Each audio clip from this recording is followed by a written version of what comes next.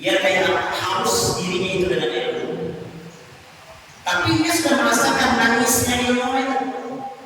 Dan apakah hajar selama duduk di majelis ilmu, hati kita nyaman, hati dipindah tenang, suci kayak orang kita gimana? Tapi tenang hati. Nah itu yang dicari dari dia. Dan memang besar ada jaminan. Bagi orang yang menuntut ilmu, melangkahkan kaki menuntut ilmu, Allah jamin rezekinya. Jalan. Jadi orang-orang Kalimantan Selatan mengabaikan nasib dengan almarhum Allah yang akan guru datang pengajian sini di Tabalong itu yang hadir adalah puluhan ribu.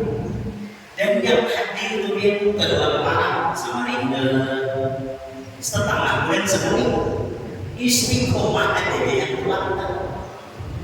Jadi tahun ini kenapa dia makan istiqomah saja jualnya dia ada bantu habis duit sanggup habis PP. Apa ujarnya? Kami yang merasakan manisnya duduk di majelis ilmu ini karena kalau kami kisahkan dan selama 4 majelis ini peribadahnya dari bersepeda tingginya sampai naik bis pertama mutar kendaraan awal mutar mobil. Walaupun tujuannya tadi bukan itu, tapi memang sudah janji Allah. Orang yang takut duduk di majelis mulia tujuh untuk ilmu untuk Allah jamin rezekinya asal istiqomah ikhlas karena Allah. Rasakan itu sudah memang berjanji Tuhan untuk Allah jamin rezekinya jalan dia Allah jamin rezeki itu. Namanya ya itu bahasa cinta. Walaupun di luar logika kayak orang jatuh cinta juga kita hari juga banyak orang-orang kata-kata cinta kan di luar orang kata. Aduh saya jauh-jauh aja lagu cinta nih. Kalian punya lagu cinta mana ada masuk akal? Lautan luas kuseberangi kan tidak masuk akal. Coba sebagai lautan dalam arti cuma kan itu bahasa cinta. Jadi Nabi Sulaiman kan diisi istana. Jodoh Nabi Sulaiman kan. Nabi Sulaiman kan mengerti panggilan binatang. Di atas atap istana Nabi Sulaiman ini ada burung pipit. Apa burung pipit? Halus kok burung pipit. Berayuan pacaran di atas. Hujan burung pipit lelaki. Hai adinda, kalau mau menginginkan ditambahkan istana yang kaya Nabi Sulaiman, urut akan pulahkan demi adinda. Nabi Sulaiman, seperti Nabi Sulaiman panggilannya, hendak pulang istana sedang aku ini. Apa hujan burung pipit lagi itu? Kalau kau menginginkan istana Nabi Sulaiman itu hancur, hancur. Akhirnya Nabi Sulaiman. Harapnya yang banyak pada orangnya. Tanpa Nabi Sulaiman dilihat nanti Nabi Sulaiman pulang yang akan menghancur istana sangat dilihat halus burung pipit. Kalau itu masalah ya Nabi Sulaiman biasa lah itu bahasa cinta. Nah bahasa cinta di luar logika lanjutkan waqala alaihi afdhalus salatu wassalam. Nabi bersabda utlubul ilma walau bisfin, tuntut ilmu sampai ke negeri Cina. Kenapa hari itu dari Mekah yang paling jauh dari negeri Cina sekian disuruhnya ini kan usaha Cina di Nurul Qalbi ini kalau ini tak mau apa lagi untuk Cina apa untuk ilmu air amalkan Islam. Waqala alaihi wassalatu wassalam, Nabi bersabda utlubul ilma minal wadi ilal ladhi, tuntut ilmu dari masa buaya sampai liang lahat. Ini hadis selanjutnya kita mendengar. Artinya menuntut ilmu tidak ada batasan. Kalau misalnya biar umur 70, dia umur 70 ada wajib lagi untuk menuntut ilmu sampai mati untuk ilmu. sudah mati ya menuntut ilmu kan? Kurang kenal ilmu Pak. Ya bulan bulan apabila datang orang malaikat maka engkau jangan takut dan jangan tertawa. Apabila dia bertanya Allah Ar-Rabbu siapa Tuhan engkau, maka hendaklah engkau jawab Allah Rabbi Allah. Tuh kan malah jadi si mayat yang ada di kubur. Padahal mulutnya tai. Oh tapi yakin gue mati aja dulu. Gimana kan? Kan ada hadis kan, apabila hilang pisuk sandal orang di atas maka datanglah malaikat mungkar dan nakir.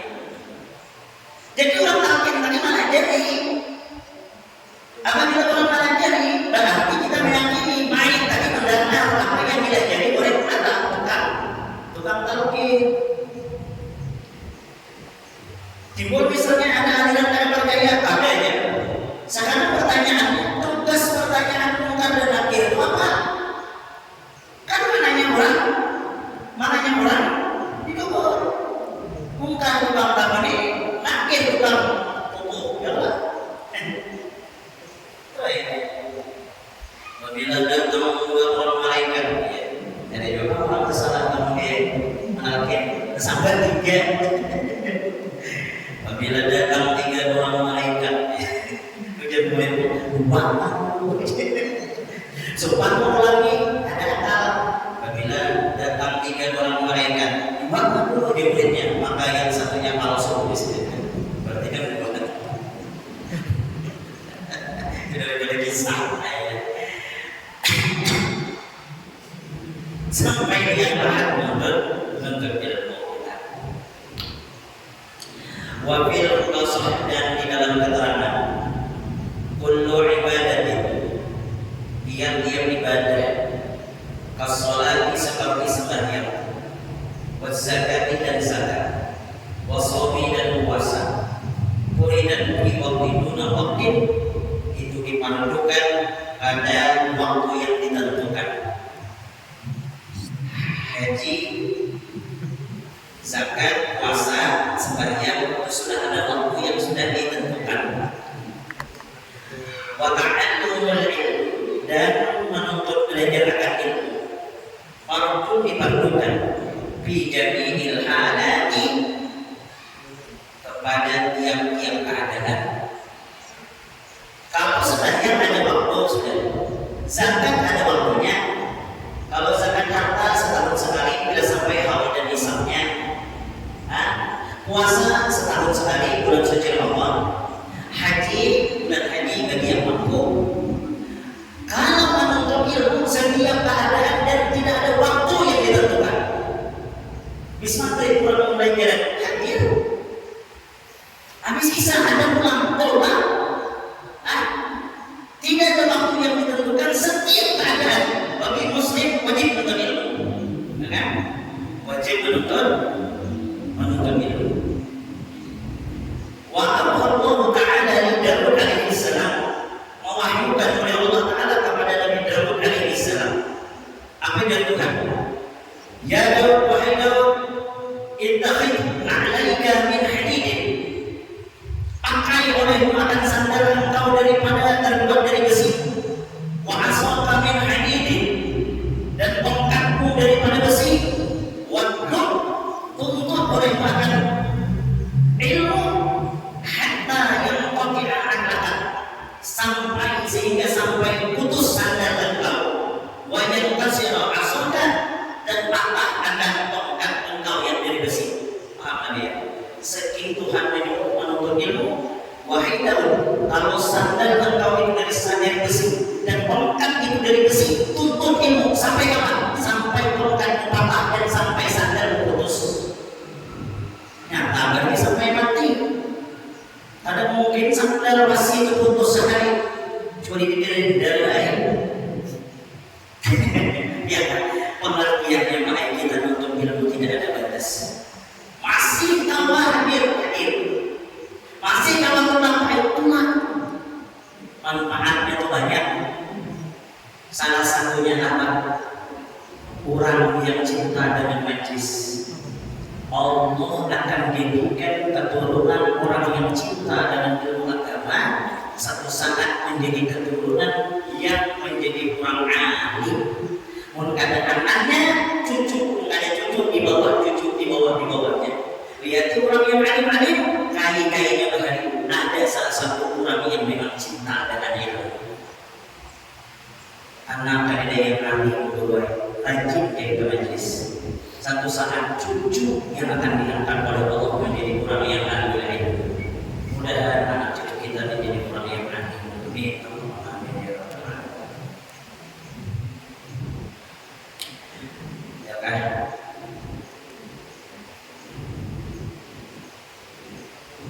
Wakilah dan dikata orang, inna ilma, sesungguhnya ilmu, ma itu ilmu, ya ta'allaku binafsika, berhubungan itu ilmu dengan diri engkau, fi jami'il awal, pada sekalian keadaan, biman silati ta'ami wa syarab, dengan menempati itu ilmu seperti makan dan minum. La budda, tidak boleh tidak, likulli ahadin, bagi tiap-tiap seseorang, min dzalika, daripada makan dan minum. Fa innal hayatal qalba bihi, maka sesungguhnya hidupnya hati bihi dengan ilmu. Kama annal hayatal badani bihima, sebagaimana hidupnya badan dengan sebab makan dan minum. Jadi ilmu itu laksana makan dan minum, berhubungan dengan diri kita. Kalau hati ini makanannya ilmu, maka berilah hati ini makanan jangan sampai lapar. Kalau badan kita ini hubungannya makan dan minum, maka hubungan hati, makanan hati adalah ilmu. Semakin kosong ilmu, semakin lapar hati. Semakin lapar hati, garing. Semakin garing, tidak ada obat, mati hati tadi. Setelah hati mati, khatamallahu ala qulubihim wa ala sam'ihim wa ala absarihim. Allah mencuci mati pendengaran, Allah mencuci mati penglihatan, sehingga ini bukan buta tidak melihat, tapi buta dengan kebaikan. Dikatakan bukan dia tuli, tapi dia tuli dengan kebaikan. Karena mau lagi duduk di tempat-tempat yang baik karena hatinya tadi mati. Supaya hati tidak mati, beri makan dengan ilmu di hati. Beri makan dengan ilmu.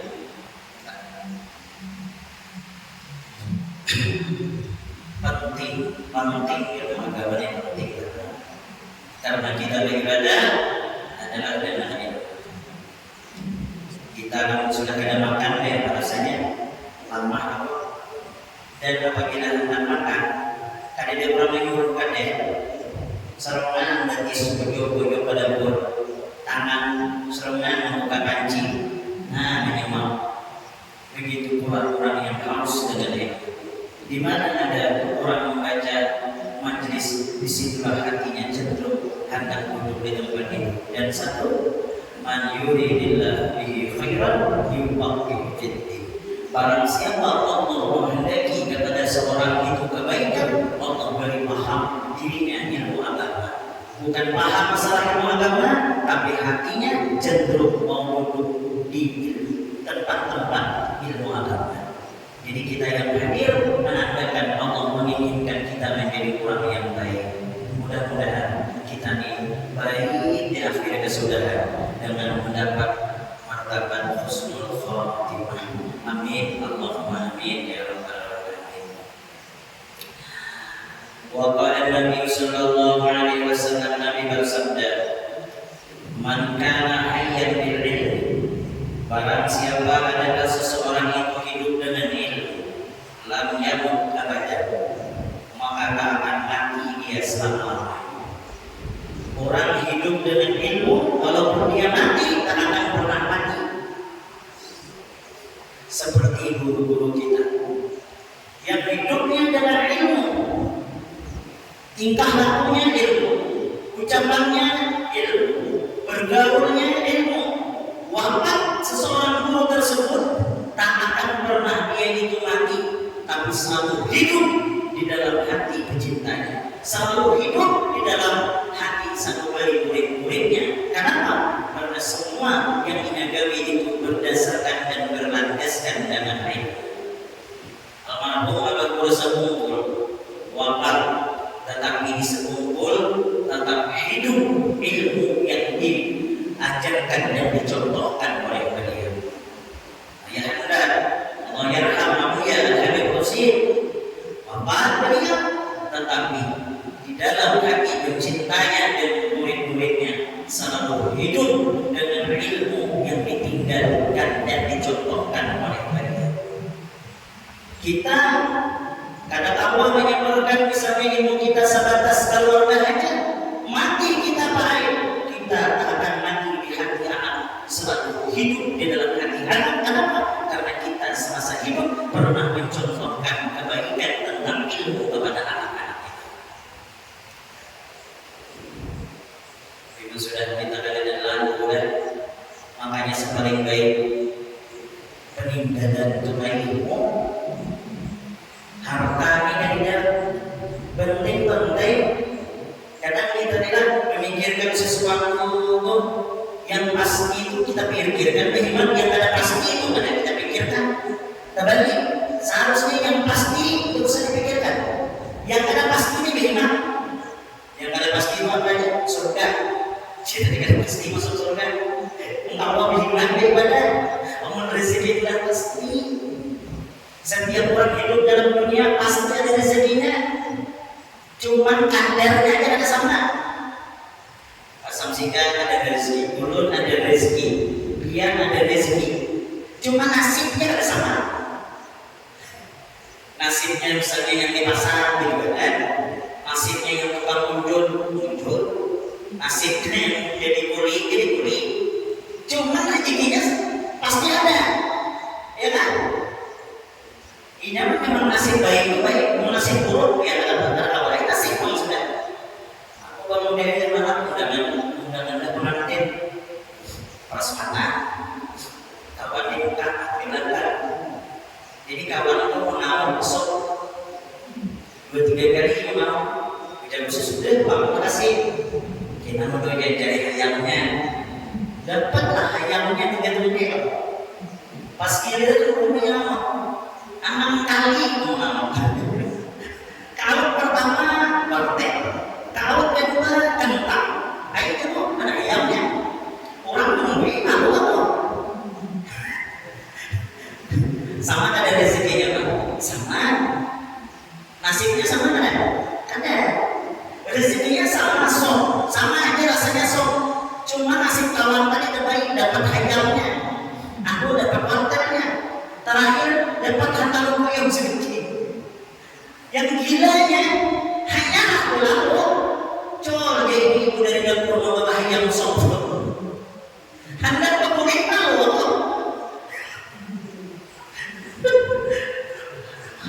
Dan pahamlah kamu, semua orang ada rezekinya tapi nasib kagak sama. Lalu bagaimana hidup dalam dunia yang pasti jangan terlalu dengan kita membicarakan. Jangan salah. Andai kata disuruh pegawai nggak bisa sebenarnya, jangan lupa dengan kewajiban. Bagaimana misalnya? Dia ingat pegawai ini dasar apa ya? Aku dasar anak untuk pakai anak mati kayak mainnya, anakku sudah ada rezekinya. Dan ingat rezeki anak ada sama dengan kita. Seberapa banyak orang itu hanya suki meninggalnya, toko meninggalnya tanah, pas jatuh ke anaknya habis toko dan anak itu juga dia. Rezekinya ada sama.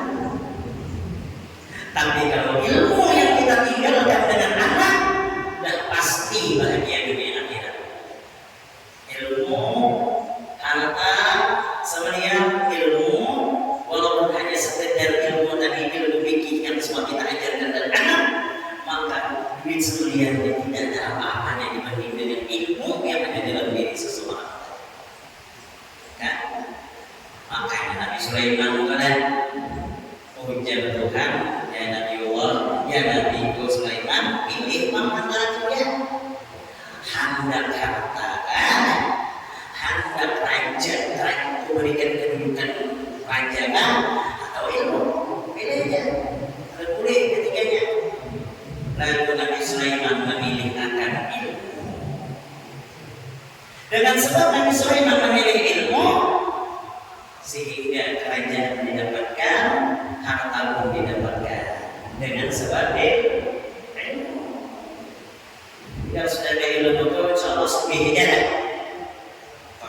gimana Ustaz susah-susah tuh melihat kita akhirnya sugih kurang berilmu al-bina bina nafsi. Sugih sebenarnya itu adalah sugih hati, ya kan? Hanya kayak orang sugih biasa susah orang aja, hanya kayak hidup sederhana, ya kan? Hanya kayak hidup sederhana tapi tenang aja. Kalau di wilayah ini lah, jangan tertipu kita dengan penampilan orang wilayah ini. Kan mau bayar kurang banyak berhutang, kurang susah. Wilayah ini terbalik, yang banyak hutang itu ternyata kurang suki. Karena percaya lihat ini BRI itu, orang susah itu bukan ada hendak berhutang, orang hendak berhutang. Sehingga ia ada definisi hutang. Orang suki berhutang sertifikat ada, sertifikat rumah ada. Kita yang susah ya bahkan hutang ada sertifikat vaksin mana mau ya kan? Cuma dengan sebab itu pun bersyukur dengan Tuhan kita ada definisi hutang. Karena orang yang suki pada sebenarnya itu hutang ada, ya kan? Yang mana? Hidup bilang ya, tapi banyak hutang. Lagi makan nih, telepon orang, ayam tuh rasa mati. Jadi bisa punya dulu. Motor itu ada bagian 3 bulan, asal handphone dibunyi, asal tanggal jantung, pada sendiri orang menangis tua. Setiap perkara apa aja yang bahagia jadi bahagia jadinya, ya kan? Itu bukan ada isi hutang, ada isi hidupnya. Namun orang susah pula. Rumah dulu misalnya, punya terpuring itu ya ada kebantal, di mana ada hendak di situ pengaruh. Ada kebantal ada diambil terpengaruh puring, maka bermimpi ya pulang. Ada tetap adanya karena apa rumah itu selama ada berbukaan, ada baru ada bertutup, ada tetap ada. Yang diputarinya apa? Maling gitu malasnya. Kalau ada masuk coba dia masuk. Ada kucing cekok harta. Mau orangnya. Jadi sugih yang sebenarnya itu adalah apa? Sugih hati, gitu kan?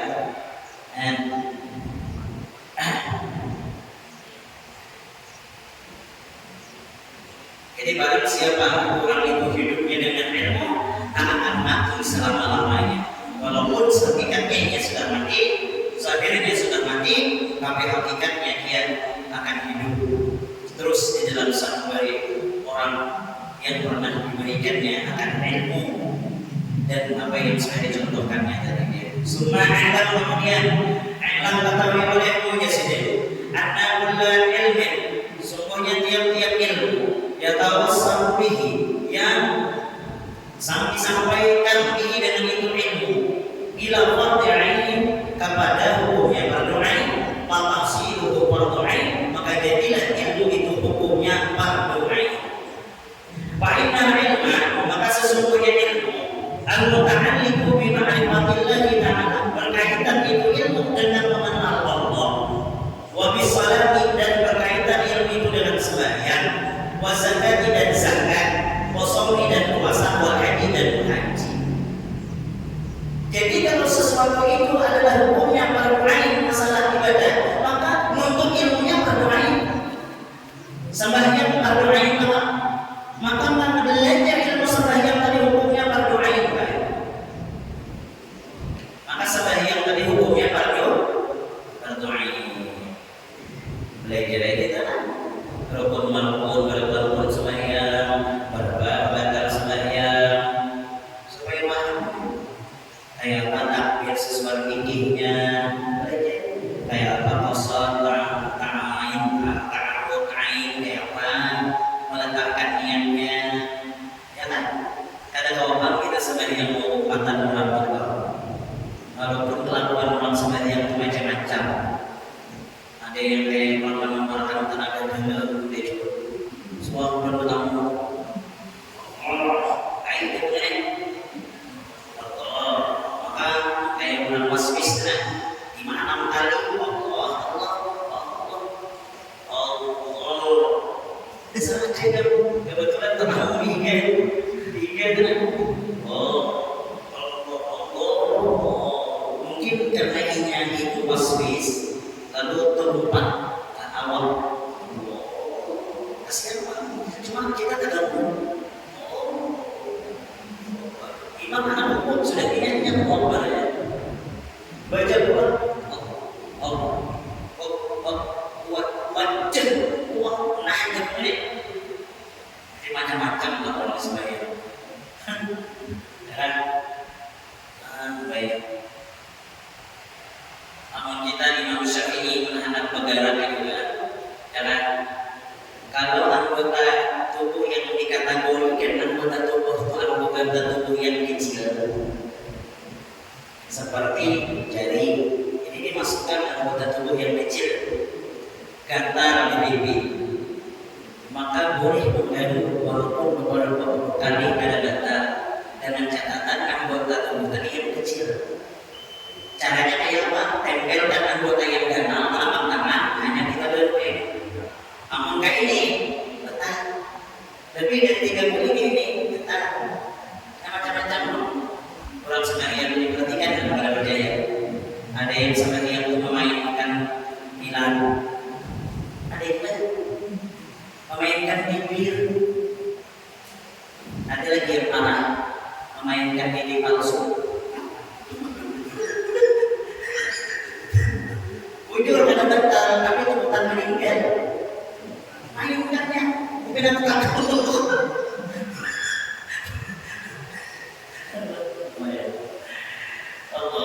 Sampai sini jalan, mudah-mudahan kita sambung bulan Kamis yang akan datang. Mudah-mudahan kita berniat dipanjangkan umur kembali lagi kita di malam Kamis. Mudah-mudahan